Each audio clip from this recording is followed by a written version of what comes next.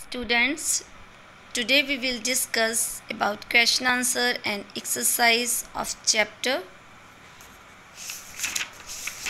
3 Sachcha Tirth Yatri. Okay, you had read this chapter, so now we discuss question answer. So first question is, these are very short type question answer. First question is, Ephrem तीर्थ यात्रा पर जाने के लिए तैयार क्यों नहीं था? तो एफिम तीर्थ यात्रा पर जाने के लिए तैयार इसलिए नहीं था क्योंकि उसके पास समय नहीं था, बहुत काम था. ठीक, तो चर्च में दीपमाला के पीछे एफिम को कौन दिखा? तो चर्च में दीपमाला के पीछे एफिम को अपना दोस्त एलिशा दिखाई दिया. सो एफिम कैसा व्यक्ति था? एफिम जो था गंभीर और विचारवान व्यक्ति था, यानी वो धन के प्रति बहुत ज़्यादा लोलुप व्यक्ति था, धन के प्रति ज़्यादा लालसा रखने वाला था वो. सो सच्चा तीर्थयात्री कौन था? सच्चा तीर्थयात्री एलिशा था, क्योंकि उसने ही सच में यरूशलेम स्थान की जो है यात्रा की थी. उसने दीन दुखियों की यानी बूढ़ी औरत और उसके परिवार की सेवा करके जो है एक सच्ची तीर्थ यात्रा की थी, क्योंकि उसने ऐसा करके उसकी आत्मा जो है पवित्र हो गई और उसकी आत्मा ने उस स्थान के दर्शन किए, यरूशलेम के दर्शन किए. सो नेक्स्ट है आपके रिक्त स्थान. जैसे एफिम आपने चैप्टर में पढ़ा, एफिम गंभीर और विचारवान था. सो एलिशा बहुत दयालु था और वो सदा क्या रहता था? प्रसन्न चित्त, हमेशा खुश रहता था. उसका चित्त और मन हमेशा खुश रहता था. एक स्त्री भूमि पर किस अवस्था में पड़ी थी? मरणासन अवस्था में. मरणासन यानी कि मरने वाली थी वो. सो व्यर्थ में समय नष्ट करना ठीक नहीं होगा. तो ये किसने कहा था? ये एफिम ने कहा था एलिशा से. नेक्स्ट है, किसने कहा? किससे कहा? मैं इन लोगों को ऐसी दशा में छोड़कर नहीं जा सकता. तो ये एलिशा ने एफिम से कहा था. जब उसने बूढ़ी स्त्री और इनके परिवार की दशा देखी तो उसने कहा, मैं इन लोगों को ऐसी दशा में छोड़कर नहीं जा सकता, मुझे इनकी सेवा करनी है. बेटा, ये मनुष्य नहीं देवदूत हैं, ये कहा था बूढ़ी स्त्री ने एफिम से.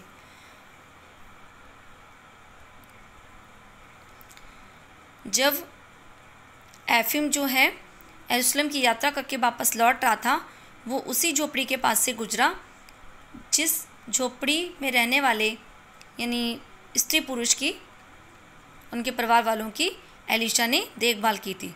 और वो स्त्री स्वस्थ हो गई थी और उसी ने कहा एफिम से कि बेटा, हमारी तो किसी अनजान व्यक्ति ने सेवा की है और उसने मुझे अपना नाम भी नहीं बताया, और वह मनुष्य कौन था हम नहीं जानते. वो कोई मनुष्य था या कोई देवदूत.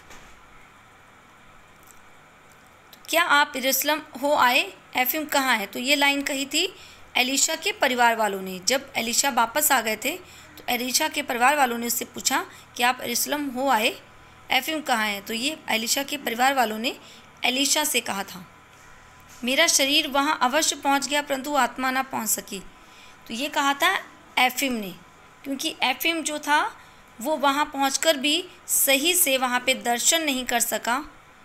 लेकिन एलिशा जो है वो ना पहुँचकर भी वहाँ पहुँच गया था, क्योंकि उसकी आत्मा वहाँ पहुँच चुकी थी, उसकी आत्मा पवित्र हो गई थी, तो इसलिए उसकी आत्मा वहाँ पहुँच गई. ये एफिम ने कहा था कि मेरा शरीर तो वहाँ पहुँच गया लेकिन मेरी आत्मा वहाँ ना पहुँच सकी. एफिम ने एलिशा से. सो नेक्स्ट है आपके सही गलत. एलिशा गंभीर और बुद्धिमान व्यक्ति था, तो यह आपका रॉन्ग हो जाएगा, क्योंकि एलिशा गंभीर बुद्धिमान नहीं था. एलिशा तो बहुत दयालु और प्रसन्नचित्त था. एलिशा ना धनी ही था और ना ही निर्धन, यानी उसके पास बहुत ज़्यादा धन भी नहीं था और बहुत ज़्यादा वो गरीब भी नहीं था. तो ये आपका सही हो जाएगा. झोपड़ी के अंदर का वातावरण सुगंधपूर्ण था, तो ये गलत है, क्योंकि आपने चैप्टर में पढ़ा था कि झोपड़ी के अंदर का वातावरण बहुत ज़्यादा दुर्गंधपूर्ण था, क्योंकि परिवार के सभी लोग बीमार थे और कोई साफ़ सफाई करने वाला भी नहीं था, इसलिए वातावरण बहुत ज़्यादा दुर्गंधपूर्ण था. एलीशा सच्चा तीर्थयात्री था, तो ये सही है आपका। सच में एलीशा सच्चा तीर्थयात्री था। यानी सच्चा तीर्थयात्री कौन होता है? मैंने आपको चैप्टर में पहले बताया था कि जो इंसान मनुष्य की सेवा करता है, सेवा भाव रखता है अपने मन में दूसरों के प्रति, वही सच्चा तीर्थयात्री होता है। यानी किसी स्थान की यात्रा करना, किसी तीर्थ स्थान की यात्रा करना उतना ज़रूरी नहीं है जितना कि मनुष्य की या मानवता की सेवा करना।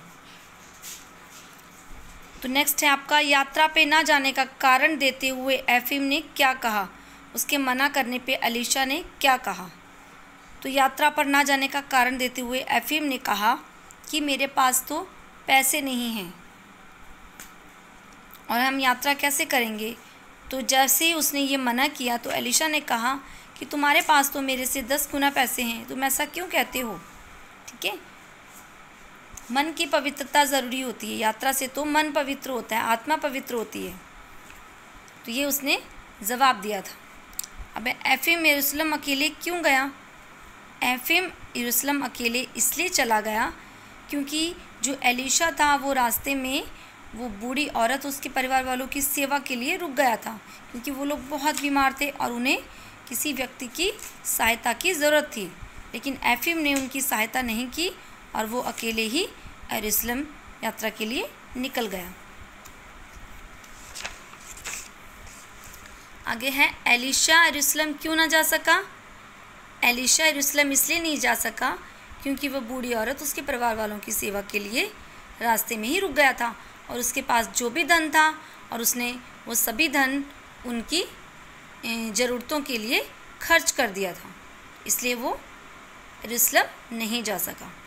तो एफिम कैसा व्यक्ति था? उसके चरित्र की विशेषता बताइए। तो एफिम जो था बहुत ही विचारवान, यानी हर काम में वो बहुत ज़्यादा सोच विचार करता था। ठीक है, और वो बहुत ज़्यादा धन लोलुप व्यक्ति था। ये उसकी चरित्र की 2 विशेषताएं हैं कि वो बहुत ज़्यादा विचारवान व्यक्ति था और वो धन लोलुप व्यक्ति था। ओके, सो नेक्स्ट है आपका, कुछ जानी कुछ अनजानी। These are very important lines, so student please read this line. Okay, जैसे यरूशलेम इज़राइल देश की राजधानी है। यरूशलेम क्या है? कौन सी देश की राजधानी है? इज़राइल की। और ये शहर यहूदी, ईसाई और इस्लाम तीनों धर्म की पवित्र नगरी है। ये जो है बहुत ज़्यादा पवित्र शहर है, सिटी है। ये शहर ईसा मसीह की कर्मभूमि रहा है। ईसा मसीह की कर्मभूमि, यानी यहीं पे ईसा मसीह ने जो है जन्म लिया था। ये माना जाता है कि यहीं से हज़रत मोहम्मद स्वर्ग गए थे। हज़रत मोहम्मद जो हैं ये इस्लाम धर्म के पहले गुरु थे, मुस्लिम लोगों के पहले गुरु थे और ये यहीं से स्वर्ग गए थे, ऐसा माना जाता है। तो ये टॉपिक जो है, ये लाइंस जो बहुत इंपॉर्टेंट है, इसको ज़रूर पढ़ेंगे सभी। So students please write this question answer and exercise in book and question answer in your notebook. Write in notebook. Okay, so thank you, have a nice day.